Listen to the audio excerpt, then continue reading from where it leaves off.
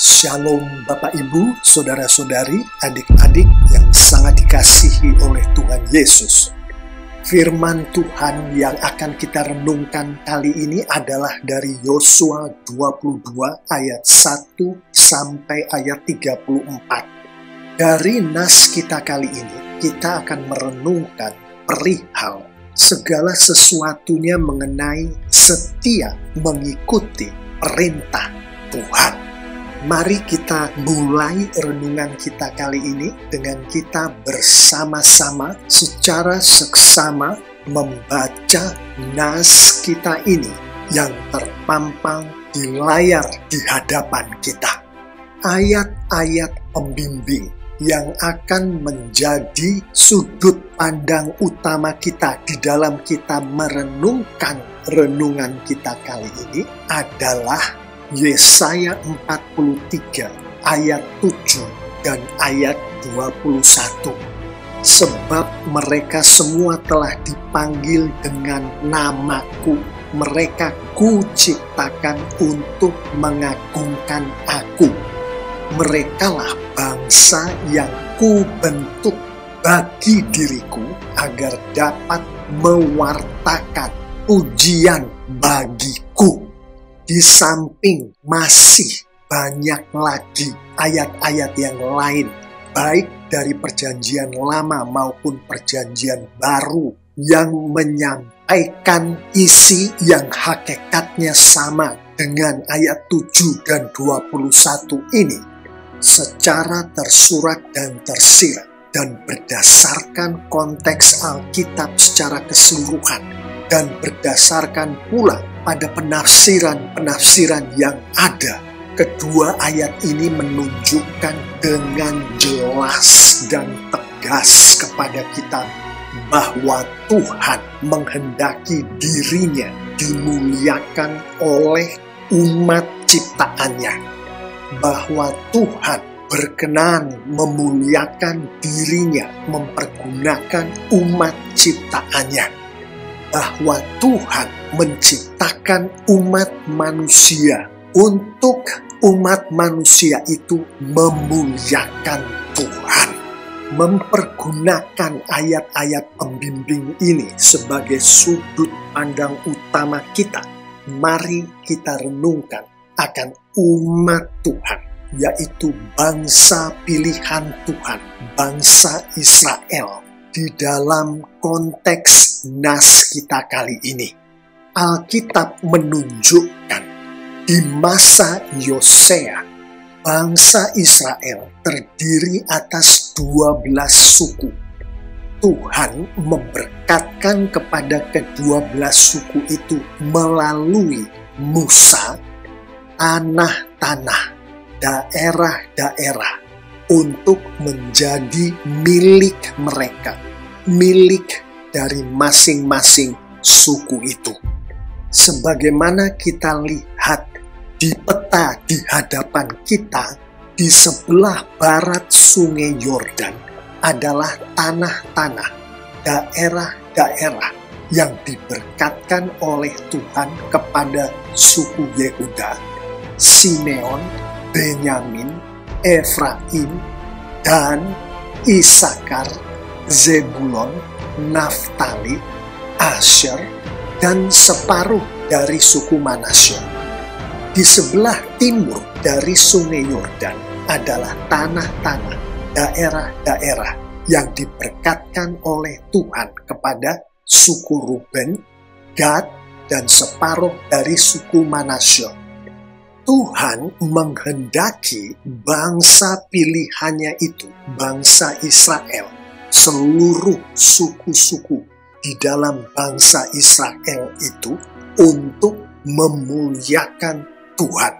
Di dalam konteks renungan kita kali ini, Tuhan berkenan memuliakan dirinya, mempergunakan umatnya, yaitu bangsa Israel, setiap suku yang ada di dalam bangsa Israel, dengan cara Tuhan berkenan memberkatkan kesetiaan, mengikuti perintah Tuhan, dan memberkatkan berkat-berkat kepada bangsa pilihannya itu.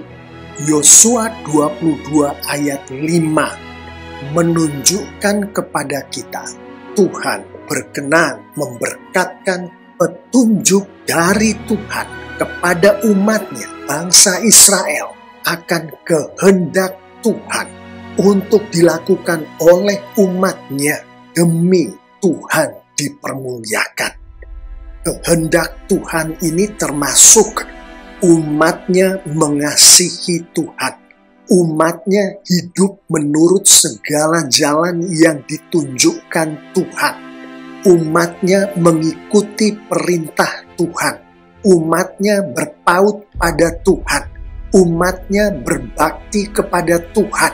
Yang mana semua ini dikehendaki oleh Tuhan untuk dihidupi oleh umatnya dengan segenap hati mereka dan dengan segenap jiwa mereka.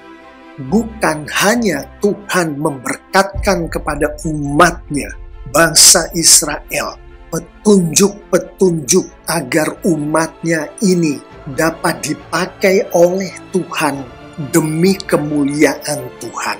Tuhan juga memberikan kemauan, kemampuan, dan tindakan atau perlakuan atau perbuatan kepada umatnya ini, sehingga umatnya ini di dalam kehidupan mereka setia mengikuti perintah Tuhan. Mereka dipakai oleh Tuhan demi kemuliaan Tuhan. Yosua 22 ayat 2 dan 3. Dan masih banyak lagi ayat-ayat di dalam konteks renungan kita ini, termasuk anak-anak kalimat. Kamu telah memelihara segala yang diperintahkan kepadamu. Kamu tidak meninggalkan saudara-saudaramu selama waktu ini. Kamu setia memelihara perintah Tuhan Allahmu kepadamu.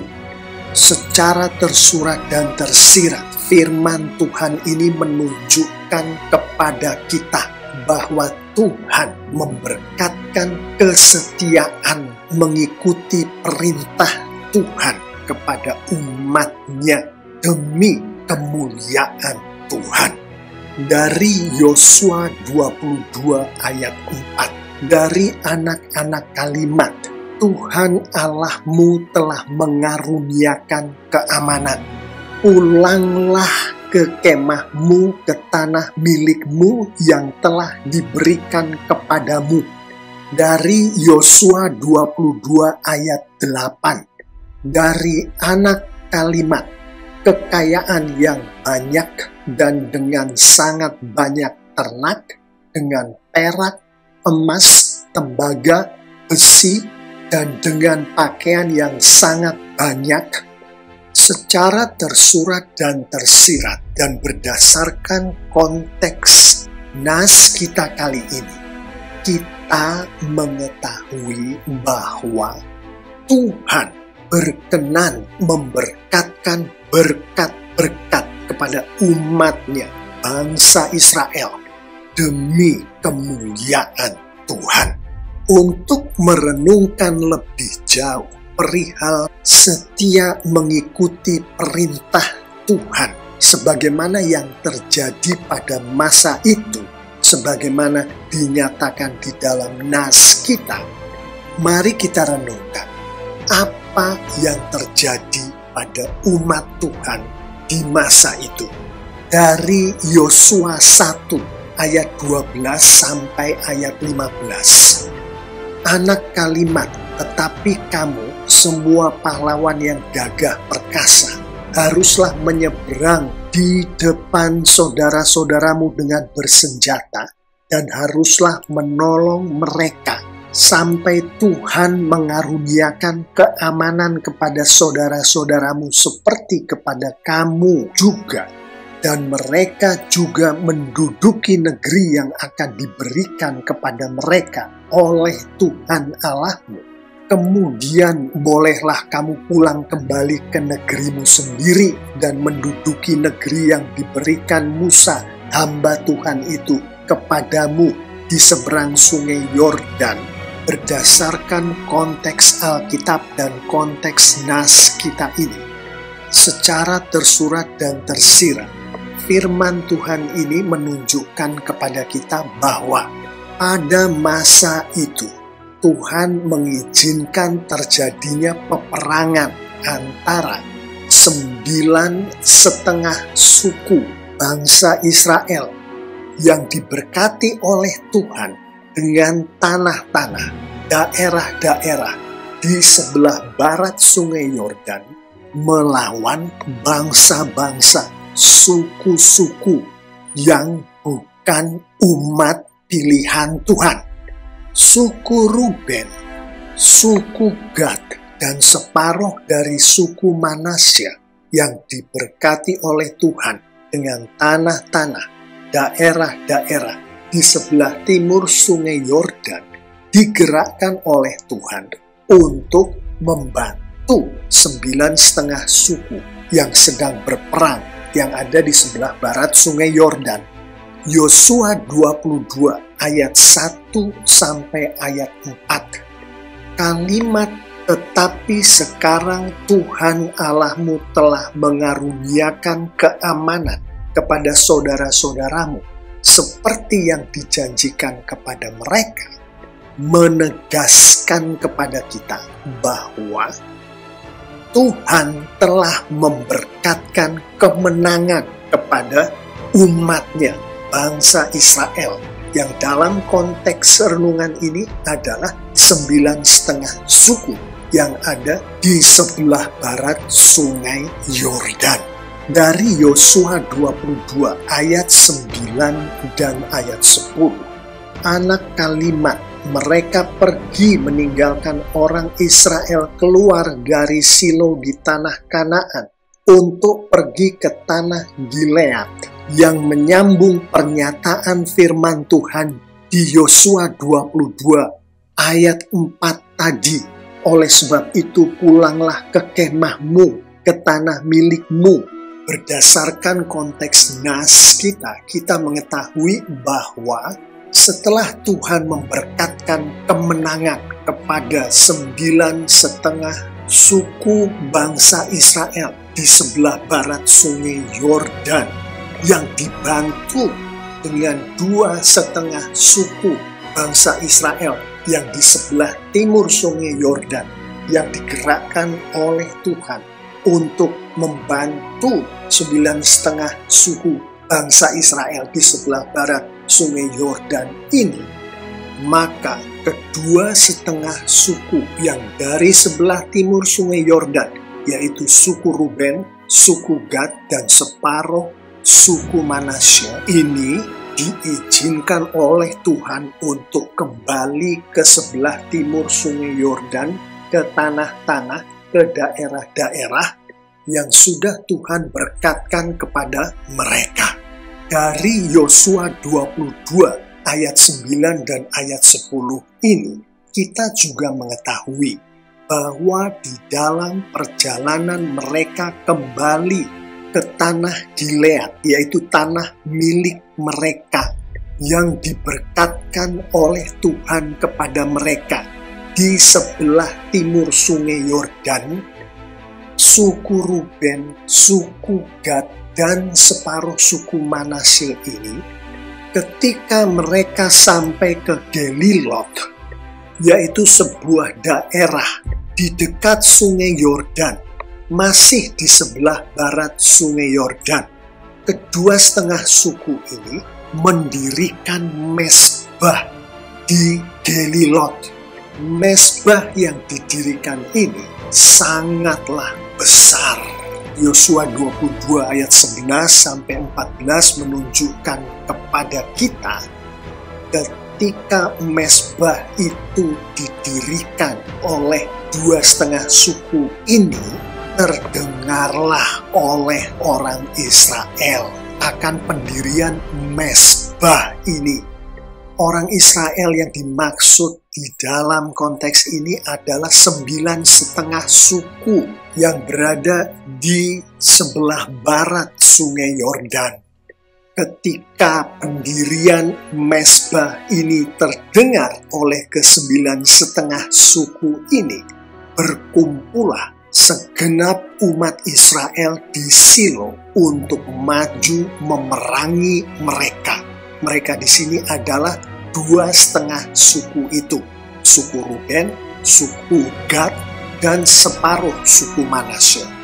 Sebagai tindakan awal sebelum mereka mengirimkan tentara untuk memerangi 2,5 suku yang ada di sebelah timur Sungai Yordan itu, ke-9,5 suku yang ada di sebelah barat Sungai Yordan itu mengirimkan Imam Pinehas bersama-sama dengan 10 pemimpin, yaitu pemimpin kaum keluarga tiap-tiap suku Israel, yaitu dari 9,5 suku di sebelah barat Sungai Yordan itu, untuk berbicara dengan ke-2,5 suku yang ada di sebelah timur Sungai Yordan itu.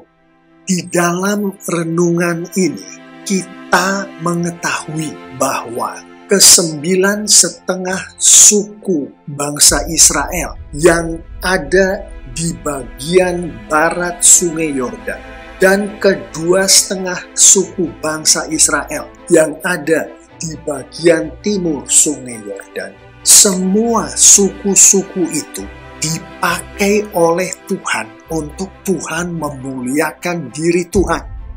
Dari ayat-ayat yang baru saja kita renungkan tadi, secara tersurat dan secara tersirat berdasarkan konteks nas kita ini, firman Tuhan ini menunjukkan kepada kita baik 9,5 suku yang ada di sebelah barat Sungai Yordan maupun 2,5 suku yang ada di sebelah timur Sungai Yordan, mereka semua diberkati oleh Tuhan dengan kesetiaan untuk menghidupi firman Tuhan, untuk menghidupi perintah-perintah Tuhan. Artinya, ke-12 suku bangsa Israel ini semuanya adalah umat Tuhan. Semuanya adalah orang-orang milik Tuhan yang menghidupi firman Tuhan dengan segenap hati dan segenap jiwa mereka. Dari ayat-ayat yang baru saja kita renungkan tadi, kita juga mengetahui bahwa baik 9,5 suku yang ada di sebelah barat Sungai Yordan maupun ke-2,5 suku yang ada di sebelah timur Sungai Yordan, semua suku-suku itu diberkati dengan berkat-berkat yang datangnya dari Tuhan, yang mana Tuhan memberkatkan kesetiaan, Tuhan memberkatkan berkat-berkat yang semuanya itu datangnya dari Tuhan, adalah demi Tuhan memuliakan diri Tuhan, demi kemuliaan Tuhan.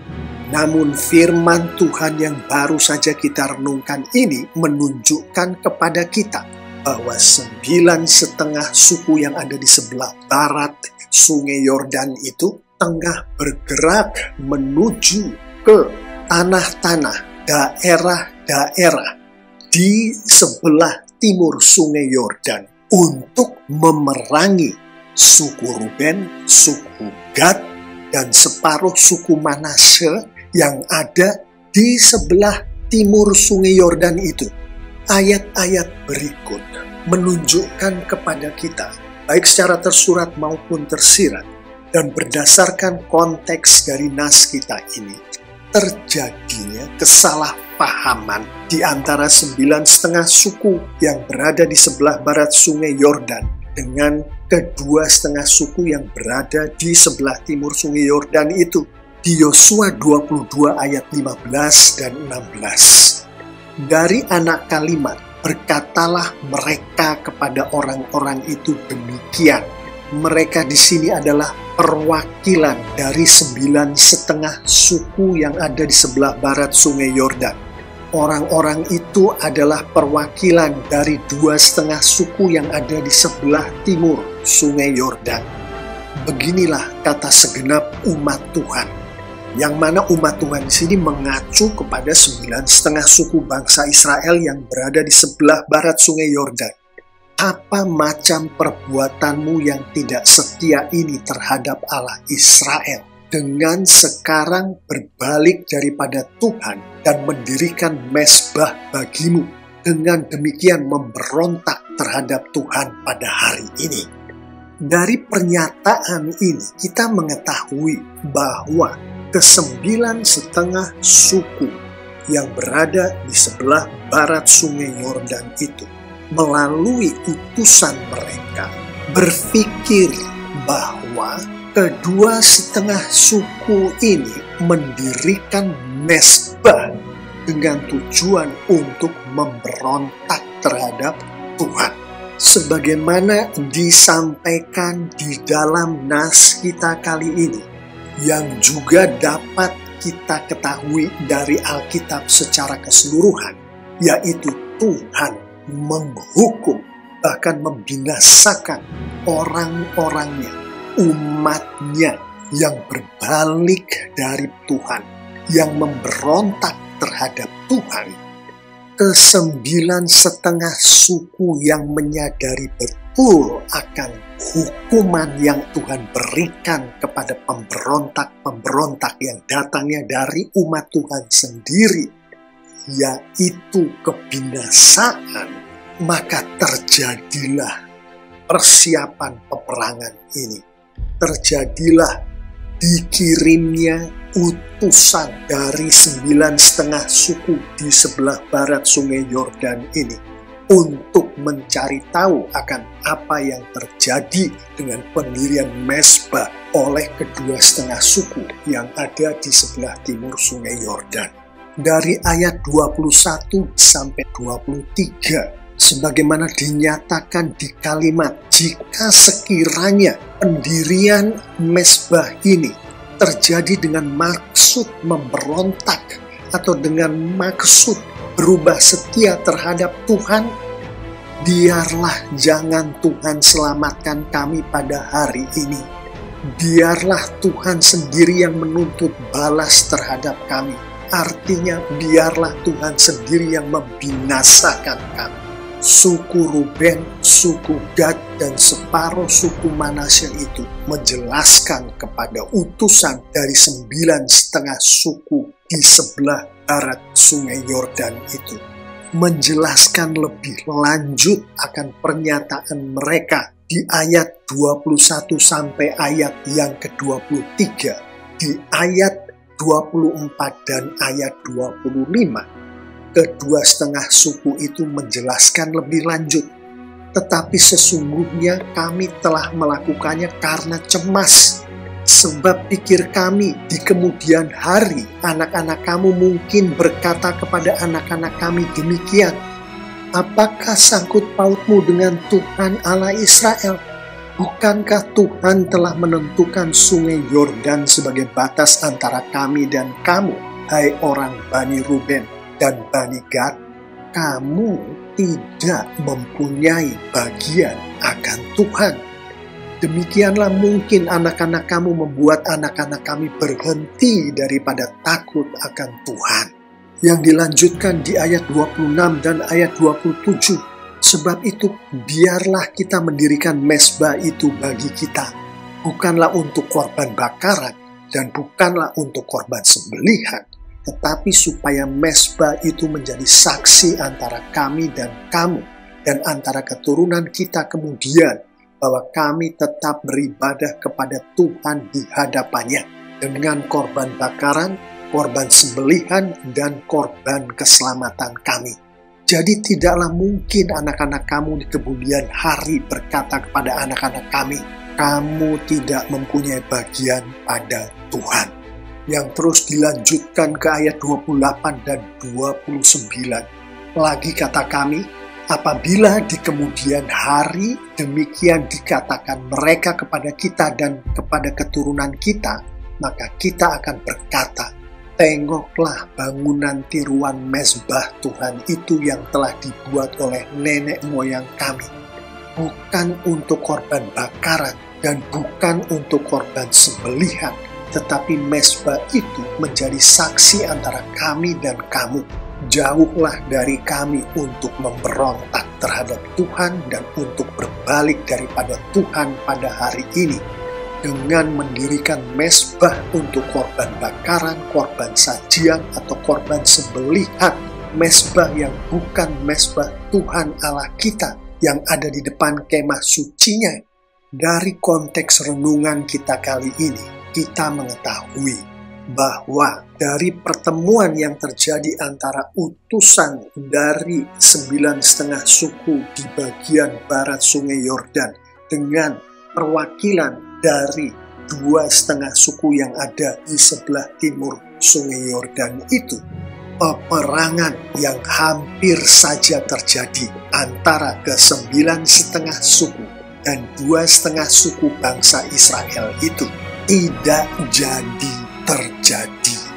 Permasalahan yang diakibatkan dari ketidakadanya komunikasi antara 9,5 suku yang ada di sebelah barat Sungai Yordan dengan ke-2,5 suku yang ada di sebelah timur Sungai Yordan telah diatasi.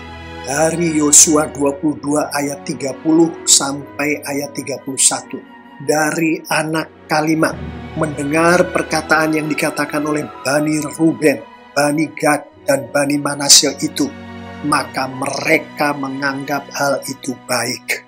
Mereka di sini adalah utusan dari ke-9,5 suku di bagian barat Sungai Yordan itu, yang dilanjutkan di Yosua 22 ayat 32 sampai ayat 34. Sesudah itu Imam Pinehas serta para pemimpin itu meninggalkan Bani Ruben dan Bani Gad di tanah Gilead, pulang ke Kanaan kepada orang Israel. Lalu disampaikanlah berita itu kepada mereka. Orang Israel, yaitu mereka di sini adalah ke-9,5 suku yang ada di sebelah barat Sungai Yordan. Laporan, pernyataan dari Imam Pinehas dan tim utusan itu dipandang baik oleh orang Israel, dipandang baik oleh ke-9,5 suku bangsa Israel yang ada di sebelah barat Sungai Yordan. Dari konteks Alkitab kita mengetahui bahwa setelah kejadian ini Tuhan kembali mempergunakan bangsa pilihannya itu, bangsa Israel, untuk Tuhan memuliakan diri Tuhan. Demikianlah bagaimana Tuhan berkenan memuliakan diri Tuhan, mempergunakan umatnya, bangsa pilihannya, bangsa Israel, dengan Tuhan memberkatkan kepada umatnya ini kesetiaan mengikuti perintah Tuhan. Dengan Tuhan memberkatkan kepada umatnya ini berkat-berkat yang datangnya hanya dari Tuhan, sebagaimana yang kita renungkan di konteks kita kali ini. Mari kita tutup renungan kitab ini dengan kita bersama-sama merenungkan beberapa poin penutup berikut. Poin penutup pertama untuk kita renungkan adalah dari rangkaian peristiwa yang terjadi yang hampir saja menyebabkan peperangan di antara 9,5 suku di sebelah barat Sungai Yordan dengan 2,5 suku di sebelah timur Sungai Yordan.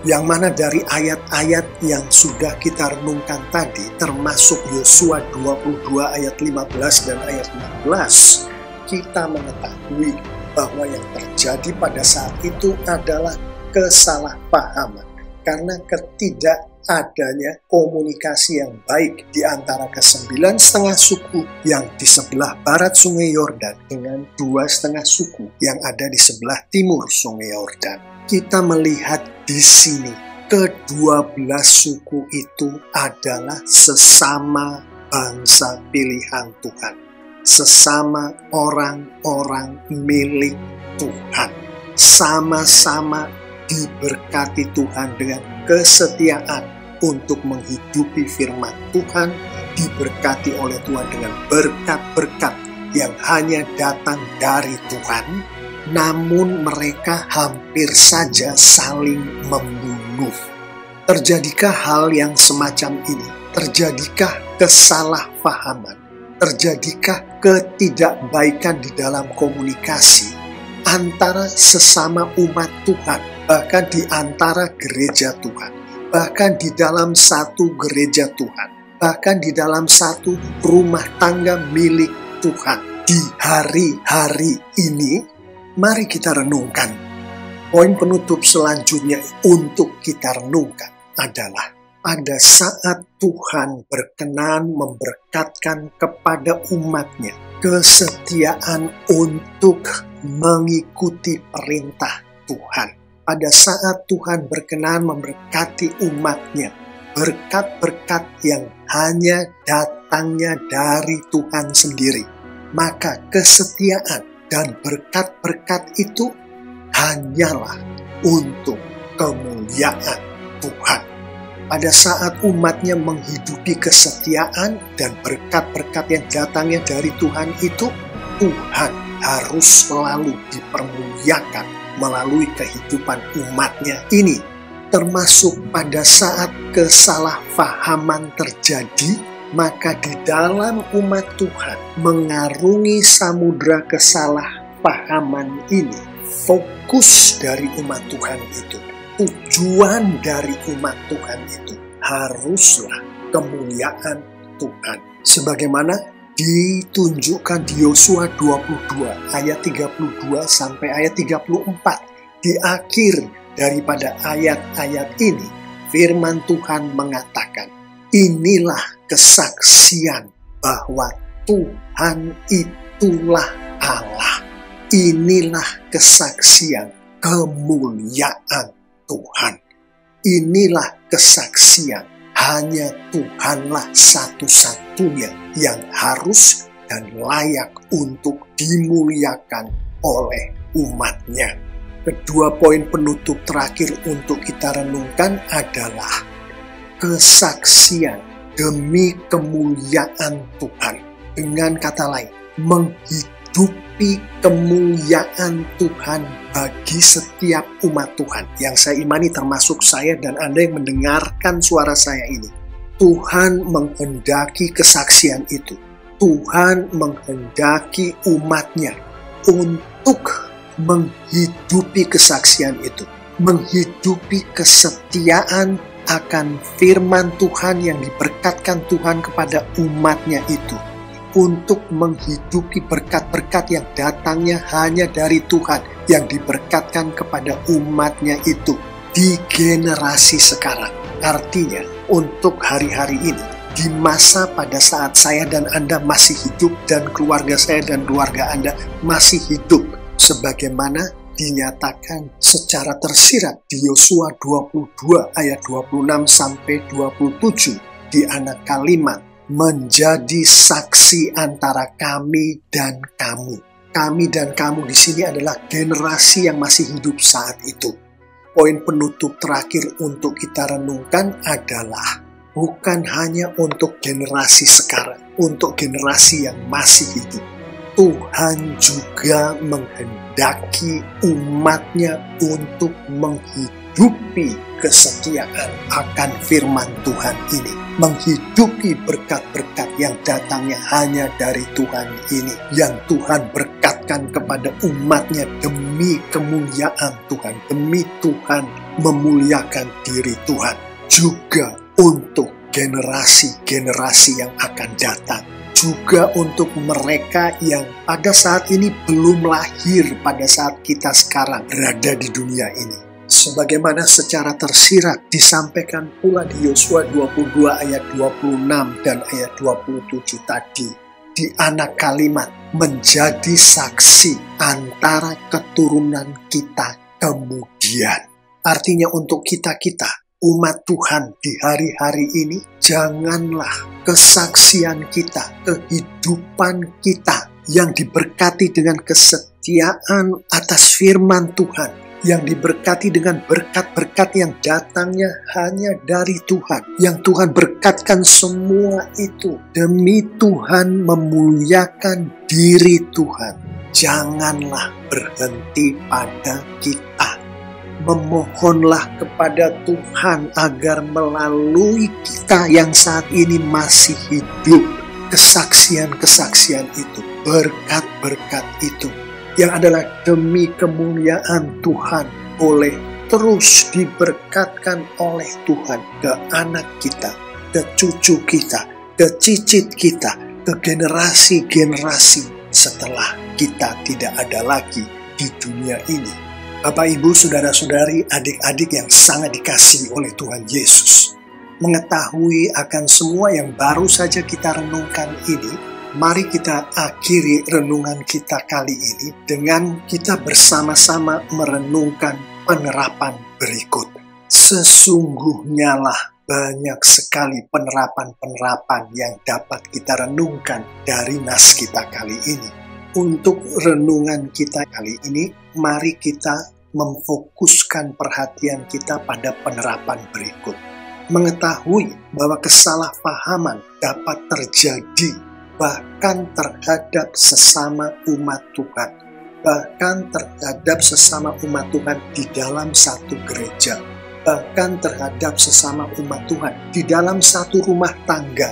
Maka kita sebagai umat Tuhan, pengikut-pengikut Kristus yang sudah lahir baru, berdoalah kita dengan khusyuk setiap hari memohon kepada Tuhan agar Tuhan memberkatkan Roh Kudus Tuhan yang sudah diberkatkannya kepada kita pada saat kita menjadi pengikut-pengikut Kristus, agar Roh Kudus Tuhan itu memampukan dan membuat kita untuk berfokus pada masa sekarang dan masa mendatang dalam kita menghidupi firman Tuhan, dalam kita menghidupi berkat-berkat Tuhan dengan setia.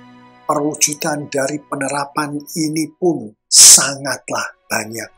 Mari kita fokuskan kepada hal-hal berikut. Perwujudan untuk kita terapkan di dalam kehidupan kita sehari-hari atas renungan firman Tuhan kali ini, termasuk kita semua umat Tuhan saling mengunjungilah dan saling berkomunikasilah antara satu dengan yang lain secara benar, baik, terus terang, dan transparan. Dan di dalam berkomunikasi, berinteraksi dengan baik ini, saling memaafkanlah antara satu sama lain sekiranya terjadi perbedaan di dalam pengertian, sekiranya terjadi kesalahpahaman di antara sesama umat Tuhan. Termasuk pula kita semua sebagai pengikut-pengikut Kristus yang sudah lahir baru, salinglah mengasihi satu sama lain, salinglah berbagi berkat yang diberkatkan oleh Tuhan kepada masing-masing kita. Saya mengimani jika kita semua menghidupi firman Tuhan ini lengkap dengan penerapan-penerapan yang semuanya ini baru saja kita renungkan bersama, maka Tuhan kita semakin dipermuliakan dengan luar biasa. Amin.